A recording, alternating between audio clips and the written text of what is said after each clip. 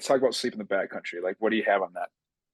Sure. So that's a tricky one too, because you don't have much opportunity to sleep, right? So that might be a good opportunity for naps. I mean, early morning and later evening are prime times for hunting. So you usually have some downtime in the middle of the day. We do that up at camp. We do extended stay hunts in the fall. So we'll bring in veterans, first responders. We'll bring them in for a full week hunt up there. And we do it free of charge. They don't pay a dime for it. It's a pretty cool setup that we have, a good system. But what we do is we'll go out and hunt in the morning. We'll come back, have lunch. And those guys the hunters usually go power down for a little bit. I mean, it's that lull in the middle of the day. So it's a great opportunity for them, especially guys who are dealing with physical issues. We've got guys who are missing limbs. We have guys who are paraplegic, things of that nature. So for them to be able to kind of endure some of the stuff that we're doing, we don't ever make a habit of pushing them too hard, but it's hunting. You know what I mean? It's legit hunting. So we're not just, sitting on our butts all day. We're out there getting around, so, as much as we can. So, but that midday lull is a great opportunity to kind of catch 2 hours of sleep if you can, but sleeping as much as you can at night. I mean, a lot of guys want to spend time around the fire, kind of, BSing about the day or about past hunts or whatever. And that turns into a 1 a.m. and you've got to be up and at it like 5 a.m., 5:30 to start climbing the next peak or wherever you got to be. Right. And it's going to compromise you. And that's where you're more susceptible to not only injury, but accidents in general, accidental discharge on a rifle, cutting yourself on a broadhead, cutting yourself, gutting an animal, slipping up and, you put a razor through your hand, trying to cape out an animal or something, you're just more prone to issues like that. So the more sleep you can get, the better, but it's understandable. It's an exercise that is not normal to most people. So, you got to kind of do what you can. There's not a whole lot there's no secret, there's no really, you don't want to knock back a half a bottle of whiskey, around the fire and try and get 4 hours of sleep. That's even worse. Although it happens. I've heard some great stories about the hunt lift E crew.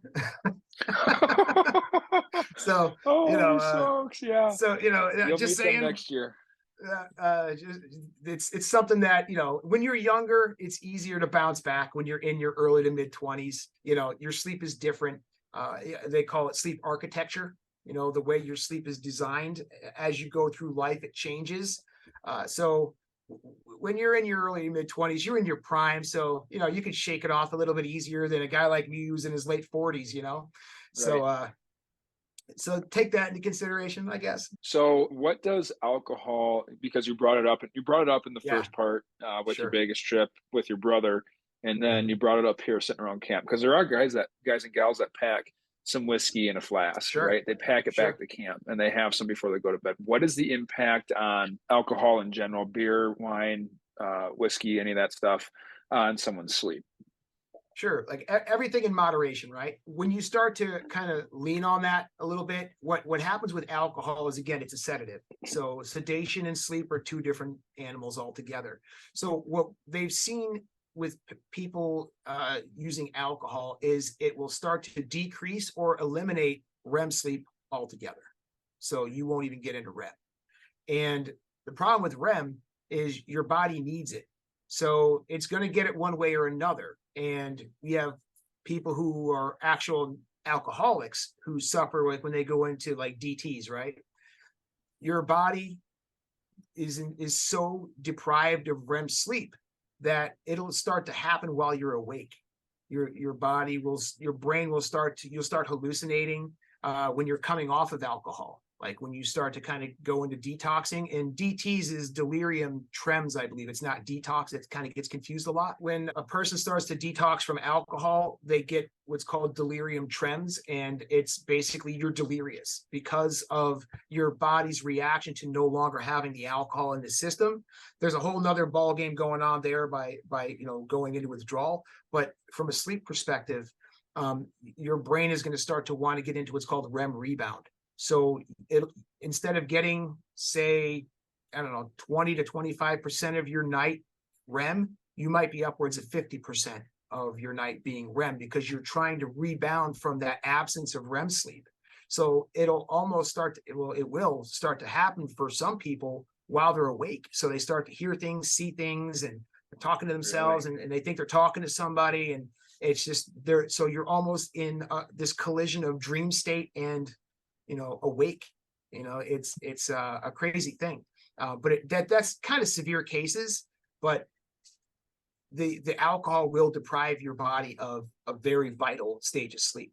So that's why, a lot of people, that's what a hangover is basically. You know what I mean? You're hungover because your body basically kicked the crap out of itself all night long, trying to not only clear out the alcohol out of your body, but while it's working overtime, it's like doing twice as much with half the amount of time. You know what I mean?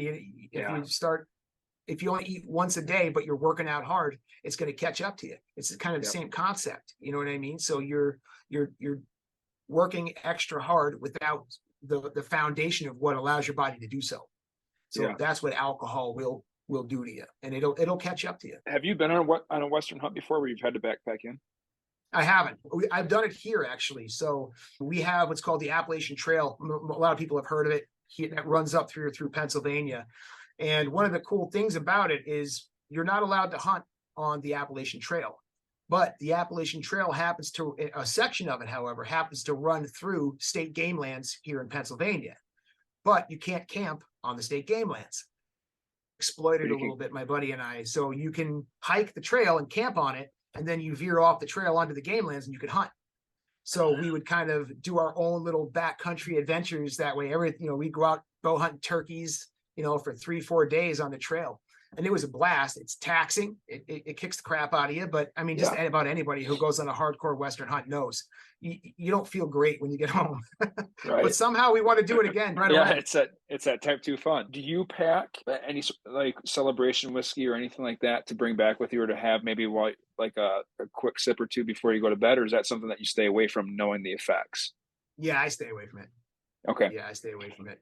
But that's more personal preference because I have a better understanding of it than most people do. So that's just the last thing I do. I'm prone to injury as it is. I'm a bit of a klutz. I've always been that way. So last thing I need to do is amplify my clumsiness. You know what I mean? Right.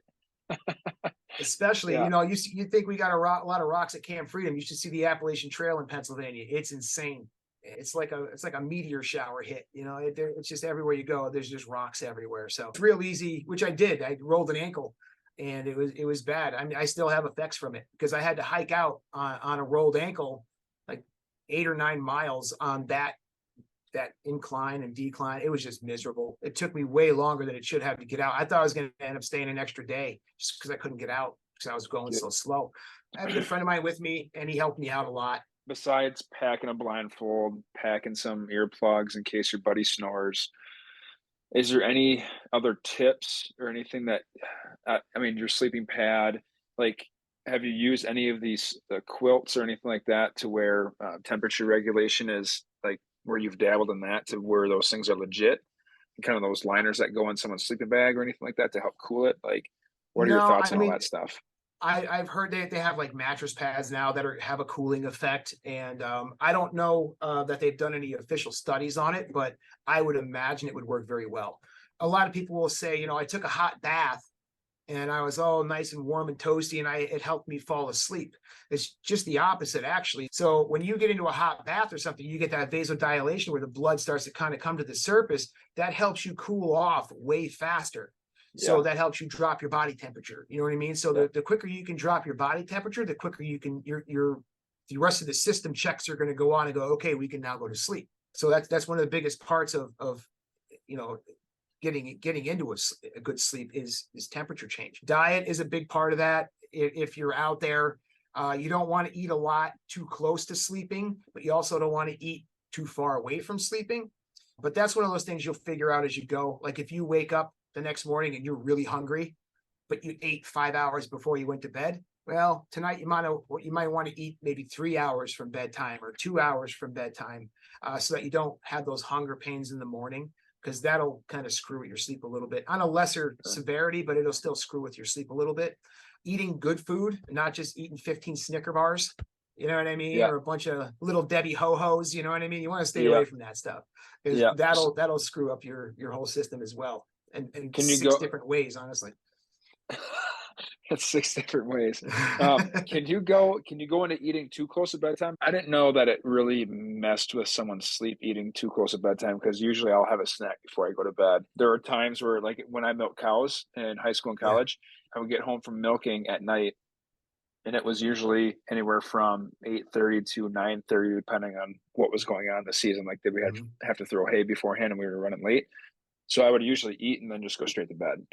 Like, Yeah. what is eating? So say we'll apply this to the mountains too, the backcountry hunters. What does that do to someone's sleep cycle, or how does that So impact someone's sleep?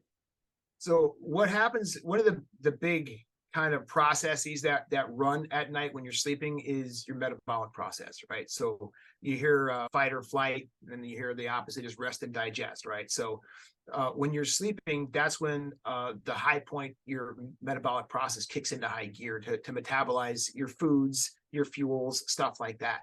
So if you're metabolizing a lot of sugars, a lot of carbs, a lot of stuff like that, it's metabolically demanding, right? So it's going to start to consume more energy than your brain wants to put out.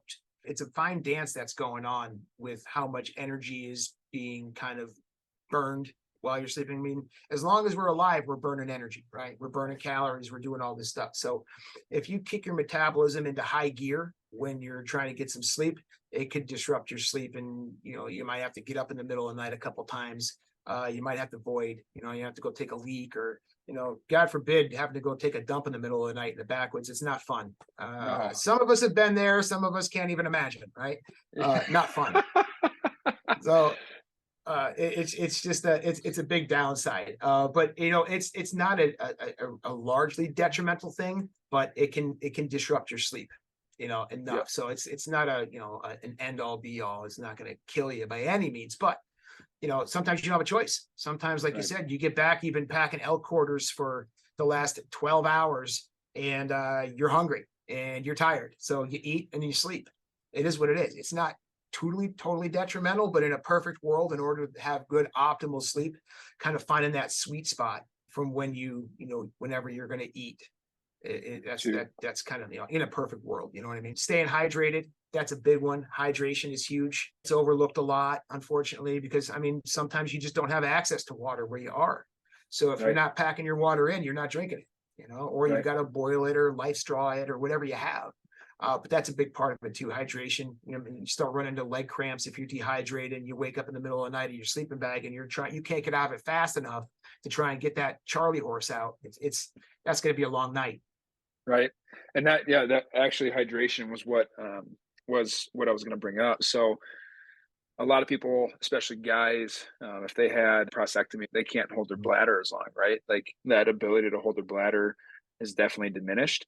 One thing that I'll tell folks, and this applies to the backcountry too, is you can trick your brain into thinking that you took a drink of water. So if you take a cold glass of water, you just swish it around your mouth before you go to sleep. That, like, if you feel thirsty, say you're waking up at night and you have to go to the bathroom, you have to get out of the tent, you go to the bathroom, then you go back to your tent, you try to fall back to sleep. Someone who's struggling with that, I'll suggest, like, stop drinking, figure it out first at home. Don't wait for the backcountry for that to happen, right? Figure Right. out the timing at home. Try not drinking water or any liquids an hour before bed and see what that does. If you get thirsty within that hour, take some water, swish it around in your mouth, and then spit it back out. Your brain thinks that you can trick your brain. I think it's 8 seconds you have to do it, 5 or 8 seconds. You can trick your brain into thinking that you had a glass of water, so then you relinquish that thirst sensation, and then you're not taking in water to possibly have to go to the bathroom. And then play with that timing. It might be an hour and a half, or it might be 2 hours before you go to bed. Obviously, your hydration, you need to be on top of that if you have to stop drinking water an hour and a half before you go to sleep, especially in the mountains where it's dry, you're hiking around. But being on top of that hydration before then, so that way you don't have to drink that water an hour and a half before bed, because they're going to be up all night peeing, and then it's just like you're in Right. that never-ending cycle. Sure. And that brings me to another thing. So, like, you talk about like urinating frequent urination at night, that's also a problem of fragmented sleep, because a lot of people think, when they wake up 4 or 5, 6 times a night to take a leak, they're like, well, I woke up because I had to pee. Our bodies aren't built that way. It's not how that works. So we're peeing because we're waking up, right? So what's the first thing, all that stuff shuts off when we go to sleep. That system kind of goes to sleep with us, right? Yeah, it just kind of goes to the back burner. So when you wake up, ask anybody, what's the first thing you do when you wake up in the morning? Go to the bathroom. You go void, right? So your bladder comes back online when you do. So when you're sleeping at night and you wake up all of a sudden, you got to go to the bathroom. Of course, everyone's thinking, well, I woke up because I had to pee. Well, you're peeing because you woke up. So why did you wake up? Often it's because of an apneic event. A pause in breathing, your brain. So to kind of break that down a little bit, with sleep apnea is you have an obstruction of your airway. So your airway just blocks off, whether it's your tongue, your soft palate, whatever. It obstructs and then you can't breathe. So after a few moments of this, your brain realizes, whoa, hold on a minute, we're not breathing here. So it sends a signal to your body called an arousal. So it's like a twitch, honestly. It snaps you awake and you kind of do that sort of thing, right? Yep. When that happens, sometimes it draws you out of that. All the time, it'll draw you out of that deeper stage of sleep. So it just you're in and out of sleep all night long, like deep sleep. So every once in a while, you'll arouse so violently that it'll wake you up completely. But again, you're asleep, so you didn't know what just happened 2 seconds ago because you were sleeping. So all of a sudden you're awake, you don't know why, but I got to take a leak. So that's the mindset is I woke up to pee. Well, opposite is true. So if you have that where you're urinating multiple times a night, there's a good chance there's something that's waking you up multiple times a night. Now, it could be the neighbor's dog barking. It could be a train tracks. You live by the train. Who knows? It could be anything that's consistently coming through or around your environment that's causing that. But more times than not, it's a sleep disorder.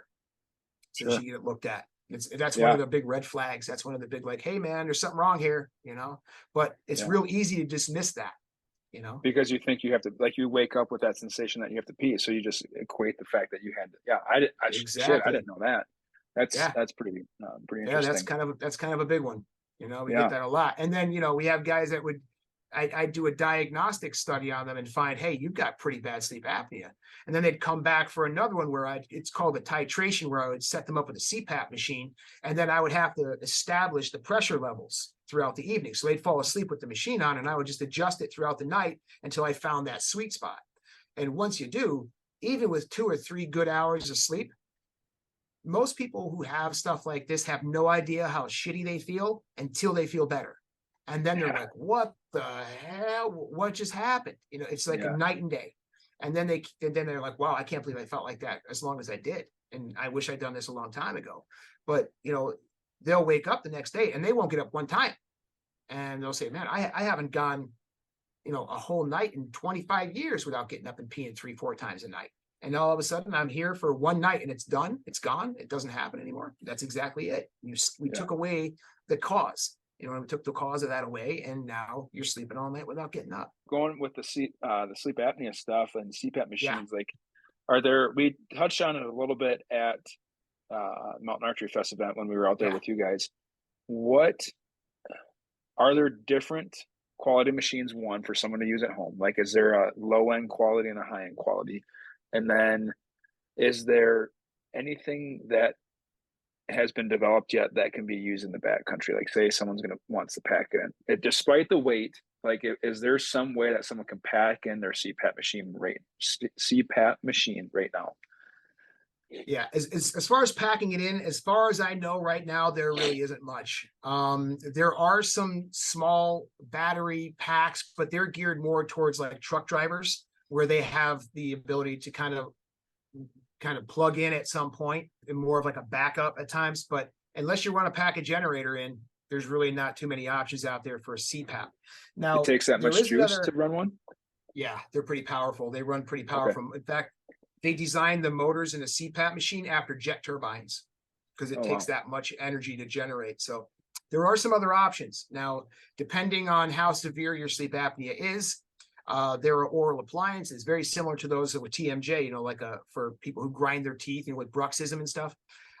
There's oral appliances that they call them mandibular advancement devices. So basically it just pushes your lower jaw forward a little bit. So it opens up your airway. It's like the old school CPR, you know, tilt the head, advance the airway type thing, you know, gives you a little bit more room for air to move and you don't obstruct as easily. So you can get something like that. Now they do have over-the-counter ones. They're not nearly as good as the custom ones that are built by a sleep dentist, but they're a hell of a lot cheaper. So you can get something like that to kind of decrease the severity of your sleep apnea or eliminate it altogether, again, depending on your severity. Mild to moderate patients could probably get some relief from that. Once you get into the severe realm, you're spitting on a forest fire. There are some other options, and staying off your back. If you can't bring your machine and you know you're out there sleeping, do the best you can to stay off your back, because when you're on your back, gravity's against you. Everything falls back in your airway. If you're on one side or the other, your stuff is still going to kind of limp over, but it's going to go to one side or the other, and you may have a better Luck night. out. You know, Right? You might luck out and get a good night's sleep. Yeah, a better night's sleep anyway. I did a study on this old guy years ago, and he came into the sleep lab, and usually when they get there, you fill out paperwork and stuff, and then you say, all right, go ahead and get changed in your sleeping clothes. I'll be back in a few minutes. Crack the door when you're ready, you know. I go back in, he opens the door, and he turns around to walk away, and the pockets from his pajama shirt were torn off and sewn on the back of his pajama shirt. I'm like, what the hell? I said, sir, I got to ask, what's with the pockets? He's like, he said, my wife did that. He says, she says I snore too much, so she puts tennis balls in the pockets on my back. So if I'm on my back, it hurts. I roll over to my side. I said, sir, your wife's a genius. So it kept him off his back. It kept him from snoring. He still had sleep apnea, but, you know, at least, you know, she was thinking, you know, instead of giving him the old elbow in the rib cage all night long, you know, she figured out, take the pockets off the front of the shirt and sew them to the back and put tennis balls back there, and he won't sleep on his back. I was like, man, you better go home and buy your wife a beer, because she's something else. Right. So staying off your back will help with, you know, disruption from snoring. I'm hesitant to say it'll help with sleep apnea because there's such a wide range of severity levels. You know what I mean? But it certainly can help. What do they call it? There's a new product I saw. Now, I don't know how relevant it is. It's called hostage tape. So basically it's tape that goes over your mouth, and you tape your mouth closed so that you only breathe nasally. It's supposed to help with snoring and sleep apnea and stuff like that. I don't know. They've come up with so many weird things over the years that just didn't work. So I don't know if that works or not, to be honest with you, but it's definitely something to look into if it's something, but do a deep dive, you know, don't just take the marketing at face value because more times than not, it's trash. They used to came out, I forget what they were called, but they looked like little, you know, those little Band-Aids you would get those spot Band-Aids when you were a kid. It looked like a spot Band-Aid, and you'd put one over each nostril, and there was a one-way valve in each one. So you could inhale, but you couldn't exhale. So when you tried to exhale against these valves, it would create back pressure in your upper airway, and it would prevent the obstruction from happening. Now, they were pretty successful. The problem was you had to get a prescription from a sleep specialist to get them, and a lot of sleep specialists weren't buying it. They weren't buying into it. So they're like, no, I'm not going to do that. So patients were having a hard time getting them. I kind of blame the manufacturer and the company on that. They should have come across some sort of workaround to where it didn't need a prescription. It would have been a lot more successful. But, you know, the fact that it did require a prescription was, I think, the death of that whole idea. But, you know, there's other options out there aside from C-PAP. I mean, even like long-term, with not even being in the backcountry, they have a new procedure out that just cleared FDA maybe 4 or 5 years ago. It's called Inspire therapy. And basically what that is, it's an implantable device. So a lot of people are like, I don't think I want anything implanted in me, you know, but people who struggle with sleep apnea and can't use a CPAP machine for whatever reason, claustrophobia or, you know, whatever issues they're having, there's a wire that runs up and alongside the vagal nerve, like up where your vagal nerve, did you ever hear of a vagal nerve stimulator? Mm-hmm. Yep. For patients with like grand mal seizures and stuff. So it's kind of similar. So it's a little device that goes in right about the chest here, like where a pacemaker would go. One wire goes up into the muscles in your airway. Another one goes down to what's called the intercostal muscle. So it's the muscles in between your ribs. So like when you're cutting all that rib meat out of a deer to try and make grind, that's the intercostal. So that wire, when you go to bed, you activate it. So you have like a little wristwatch or something, you tap on it and it turns it on, you go to sleep. If the wire in your rib doesn't sense you're breathing, it tells the other wire, hey, we're not breathing here. And that one sends an impulse to retract rather, the muscle in your airway. So it keeps your airway open constantly so you don't obstruct. It's a great idea, works wonderfully, but you have an implantable device. So there's other options out there that we were talking earlier about surgeries, doing tonsillectomies. They have a procedure called the UP3. It's been a minute since I've tried to say it. It's uvulopalatal pharyngoplasty is what it's called. So they just call it UP3, and they roto-root your airway. They take out your tonsils, your soft palate, any soft tissue, uvula, it's all gone, right? And it's pretty successful, but there's a good chance that you may still have sleep apnea afterwards, but they've had a lot of success with that. That's probably the oldest surgery that I'm aware of to treat sleep apnea, but it sucks. I mean, you're in for 2 or 3 weeks of just hell, because think about how often you use your airway to talk, breathe, swallow, eat, drink.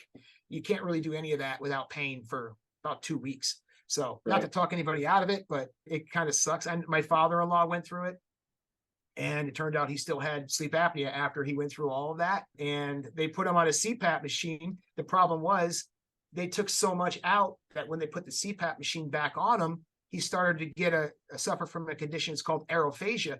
So the air was actually going into his abdomen and inflating his abdomen. So he'd wake up in the morning and he's full of air. And he just basically said, I'd rather die. So he's like, I gave up, so now he's kind of ruined. He can't really even use CPAP. It was less about the air pressure and more about the tract of delivery, so instead of going into his lungs, it was going down into his abdomen, into his stomach, so it just kind of threw everything off. But so there's risk in everything as far as that goes, but CPAP is not the only option anymore to treat sleep apnea. So it's probably the best option from an efficiency standpoint, no question. Outside of the Inspire therapy, that's pretty good, but not a lot of people are.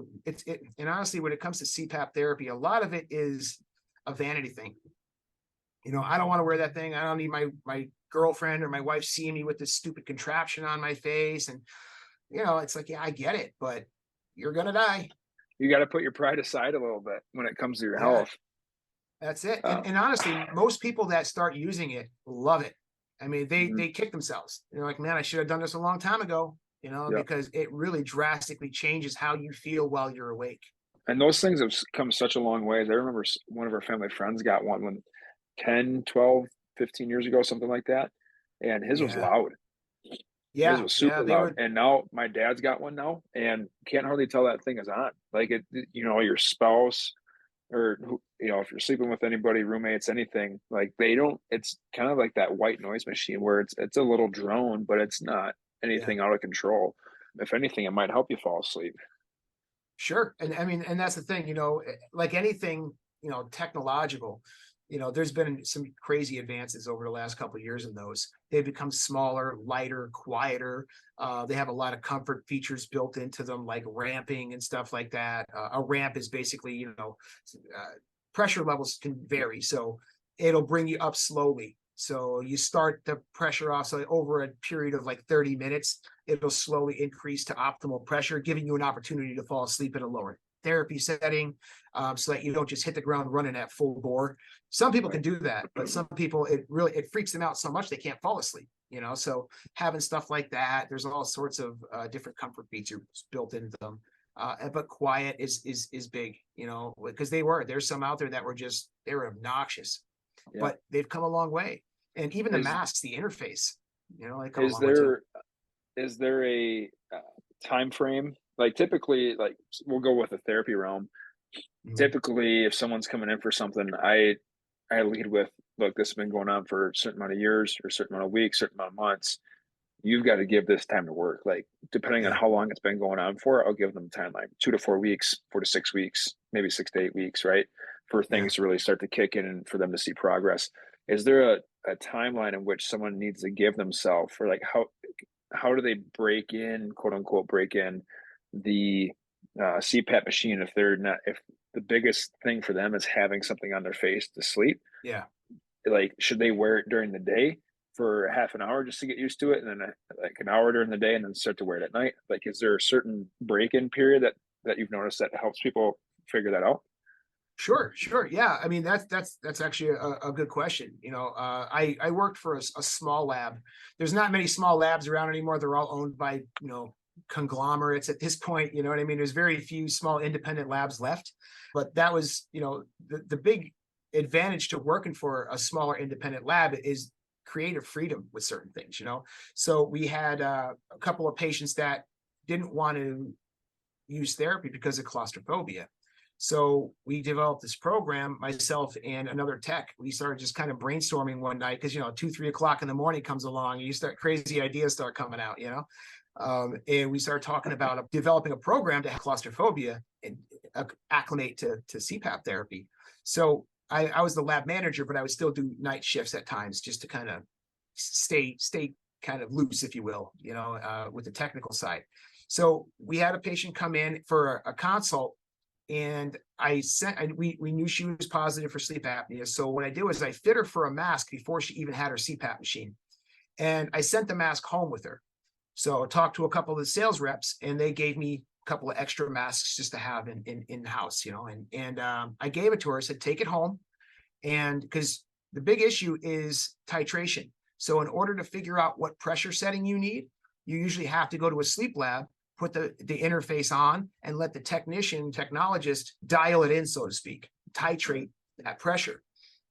So that's the big issue for a patient with claustrophobia is there's a lot happening when you go to a sleep lab. It's kind of overwhelming. So when you throw in claustrophobia on top of all that, it can be completely overwhelming to where you can't do it. So I would send it home with them and tell them, put it on for as long as you can tolerate. Watching TV, washing dishes, whatever the case may be, put it on while you're doing something so you're focused on something. And the next day, do the same thing. If it's 3 minutes, who cares? Take it off. Do the same thing the next day, then maybe 5 minutes, then it may be 10 minutes. Before you know it, you acclimate to the thing and you're used to it before you have to come and where you would typically have your first exposure to it. Now you've exposed yourself over almost like a cognitive behavioral thing, Yep. and it just kind of, you build your tolerance to it before you even have to come and get your thing. And we had great success. We were at 90% with it. It wasn't a huge sample size, but I mean, I'll take 90%. We did pretty well with it. But nowadays, you're not going to find places doing that. It's too expensive. There's not enough time. They don't have the resources. So if you're claustrophobic, you're shit out of luck. So that's kind of from my experience anyhow, how that's been kind of approached, which is truly unfortunate. But because that's not putting the patient first. No, that's one of the main reasons I got out of healthcare, because it's less healthcare and more sick care. We're not doing anything for anybody until they're really in trouble. And then we're like, well, let's see what we can do about this instead of, actively trying to prevent stuff like this, or just create awareness of stuff. You know what I mean? So it's a little bit broken, but that's a whole nother podcast, I think. Yeah, it really is. Oh shit, it really is. So say someone's listening to this podcast. We got a couple hunters listening to this, really anybody. And they're like, I'm waking up at night, peeing, having to do that in the tent. It sucks. How do they go about getting do they have to get a referral to a sleep specialist? Can they go online and fill out the Epworth and just bring that into the sleep specialist, like call the sleep lab and say, hey, I filled this questionnaire out. Like, can I go ahead and book with you? How does that go? It definitely varies from insurance company to insurance company, to be honest with you. Your primary care doc most likely has a connection with either a pulmonologist. There used to be sleep doctors, sleep specialists. There still are, but it's usually a pulmonologist who specializes in sleep, a neurologist who specializes in sleep, a cardiologist. You know what I mean? So it's not economically friendly to be just a sleep doctor anymore, just because of reimbursements. Again, broken system. But Jesus. But it's one of those things where your primary care doctor would most likely have some sort of resource to get you at least screened properly. Yeah. Because we find a lot of people, it's not a life sentence either. Like For some people it is, people who have really severe sleep apnea, it's going to be a long-term treatment option, but once you're on it for a little while, you love it. I mean, I know guys when they're getting ready to go on a trip or go somewhere, the first thing they pack is their CPAP machine because there is no way in hell they're going without it. They're just not going to do it. One of the big things that come with sleep apnea is obesity, right? Because the metabolic process happens at night when you're sleeping. When you constantly interrupt that, it's really hard to lose weight. Your body doesn't allow for it, right? So, your body almost gets into this panic mode and it thinks you're in low-level starvation when all this stuff starts to happen. So when you wake up and you're going about your day and you're trying to lose weight, you're on a diet, something of that nature. If you have, again, let's just equate it to the whole 6 hours or less sleep time, most of the weight you're losing is muscle mass, not fat mass, because our body is programmed to, it comes back to that evolutionary feast or famine thing, right? So our body is programmed to kind of hold on to those fat cells as a last resort in case we fall into famine. Now we have a backup. So you'll burn muscle mass before you'll burn fat, right? Because your body's thrown off and confused. You start treating the sleep apnea, your metabolism starts working properly, everything kind of jives right. Next thing you know, you're losing 5, 10, 15 pounds without doing anything, just because you're sleeping right. Yep. And that will start to help you decrease your weight. So once you start to fall into a more normal BMI, your body mass index, then if you're on the mild to moderate spectrum of sleep apnea, you might not need that machine anymore. Because you ever see somebody who's lost weight and the first place you notice it is in their face and their neck? Like you say, wow, you look like you've been losing weight. Well, that's the reality. The first fat to go is usually around the belly and in the airway. So you start losing weight, your airway starts to get a lot more room to move air. So you might have a negative diagnosis of sleep apnea just by losing weight. The trick is when you have sleep apnea, it's really difficult to lose weight because of it's this catch-22, this nasty cycle. Cortisol is a stress hormone. It holds on to fat. So if you're stressed out during the day and you can't get rid of that at night, because when you go to sleep, that's when those levels of cortisol drop or when they're supposed to drop. So if you can't get to those stages of sleep, is there a certain stage of sleep you have to get to for those levels to drop, or is it REM sleep? No, really, once you start getting into the deeper stages, so stage 2 is kind of like your home base.